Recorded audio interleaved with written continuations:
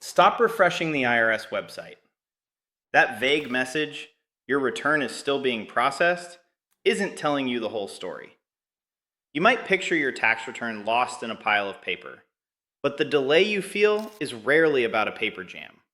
It's about timing. What if the schedule for your refund has less to do with the IRS and more to do with managing the daily cash for the entire United States? The real story isn't a backlog.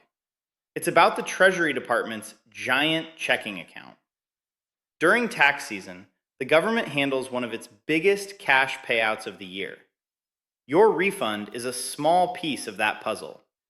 It isn't lost, it's being scheduled. Understanding why will change how you see your money. First, the IRS system is very efficient.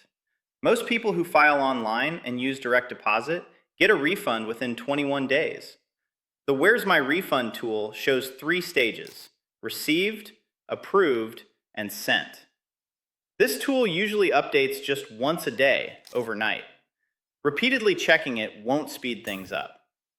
The key moment is between approved and sent. When your refund is approved, the IRS has confirmed your numbers. But the IRS doesn't own the bank account. That's the job of the U.S. Department of the Treasury. Think of the IRS as the accountants who check the math. The Treasury is the one who manages the cash and writes the checks. The Treasury's main job is to make sure there is enough money in the government's account to cover every payment, every single day. This includes everything from military pay to your tax refund. During tax season, the government pays out hundreds of billions of dollars in refunds in just a few months. In 1 week, payouts can be tens of billions of dollars. Imagine paying all the bills for a huge city in a single day. That level of cash going out has to be carefully managed.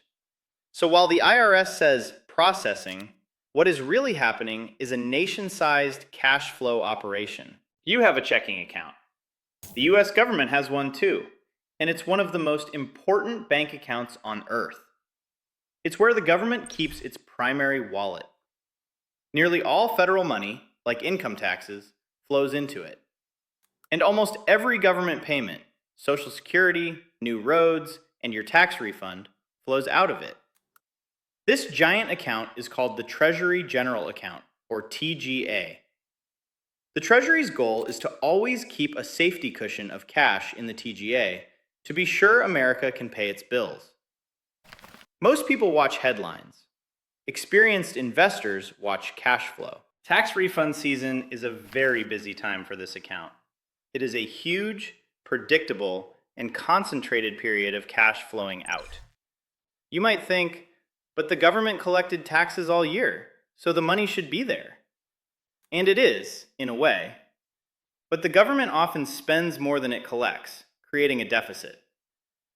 To cover this gap and handle big seasonal payments like refunds, the Treasury has to borrow money.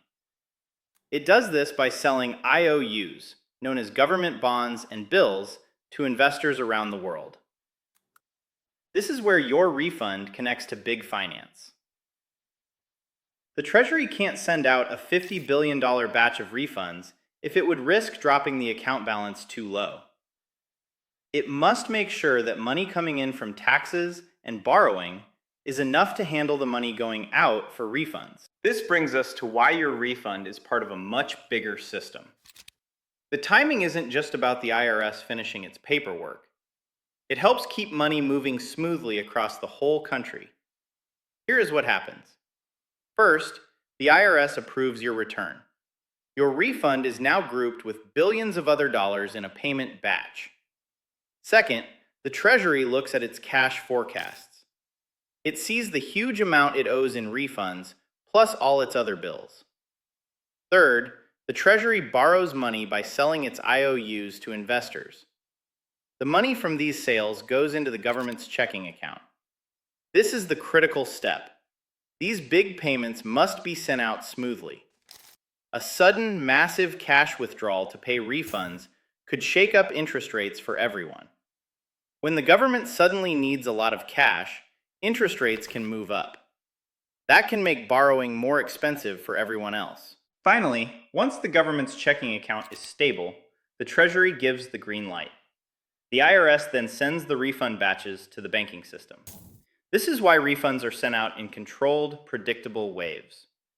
For example, the IRS often says that refunds for people claiming certain credits, which are covered by the PATH Act, won't be sent before a specific date in February. This allows the Treasury to prepare for that large, coordinated payment.